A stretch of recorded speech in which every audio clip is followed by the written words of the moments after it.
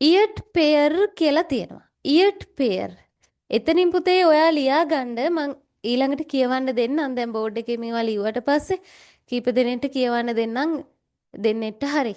මොකද කොටස් කොටස් ගොඩක් අපිට එතකොට කියවන්න වෙනවා. ඉයට් පෙයර් කියන තැනින් ඔයා ලියා ගන්න ඕනේ මොකද්ද? ස්වභාවික නම නැත්තම් නියම නම. දැන් අපිට මෙහෙමනේ නියම නම කියලා කියන්න පුතේ දැන් කවුරු හරි අපිට දැන් මේ අපිට උපදිනකොටම නමක් දානවනේ. දැන් අපි නම් පාවිච්චි කරන්නේ තාම ඒ නමෙන් ඉන්නේ. සමහර කට්ටිය ඔය වගේ දැන් පොත් ලියන කට්ටිය ඔය වගේ ලේඛකයෝ එහෙම මේ එයාලට වෙනම නම් හම්බ වෙනවා. තව අනුවර්ත නාම නැත්නම් ගෞරව නාම කියලා අහලා තියෙන්නේ. දැන් අපි ওই මාටින් වික්‍රමසිංහ මහතා එහෙමනම් එයාගේ නියම නම. ඇත්ත නම තමයි මාටින් වික්‍රමසිංහ කියන්නේ. එතකොට එයාට තව අපි කියනවා කොග්ගල ප්‍රඥා කියලා. එතකොට ඒක එයාගේ නියම නම නෙවෙයි. එයාට කට්ටිය ගෞරවයට දාපු නමක්. නේද?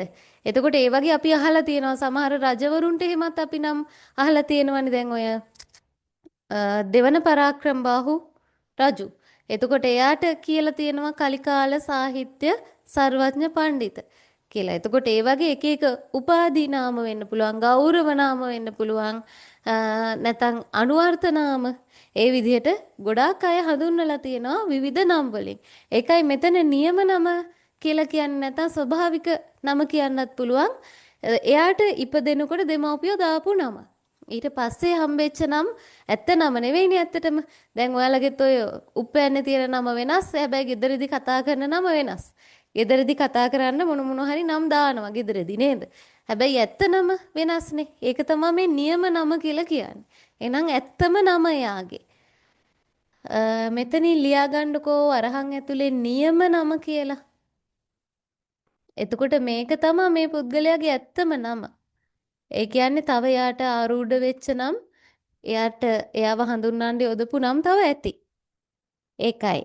එයාගේ නම තමා දැන් දෙමළෙන් දීලා තියෙන්නේ අච්චු පොතේ අපි මෙහෙන් සිංහලෙන් ලියමු ඒකේ තියෙනවා සුප්පිරමණියන් කියලා තියෙන්නේ.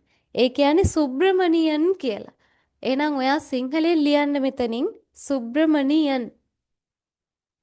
මෙහෙන් අපි දෙමළෙන් ලියන්නේ දෙමළෙන් පොතේ තියෙනවා. ඒක බලන්න. සුබ්‍රමණියන්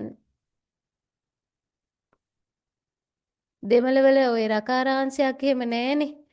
ඒ හින්දා තමයි දෙමළෙන් ලියලා තියෙන්නේ සුප්පිර කියලා. අපි ඒක සුබ්‍ර කියලා අරගෙන තියෙනවා.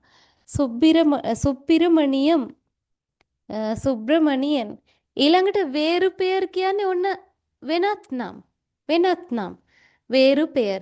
දැන් අර උපතින්ම හම්බෙච්ච නමට අමතරව තව තියෙනවා නම් ඔන්න ඒක තමයි මේ දෙවනියට දාලා තියෙන වෙනත් නම්.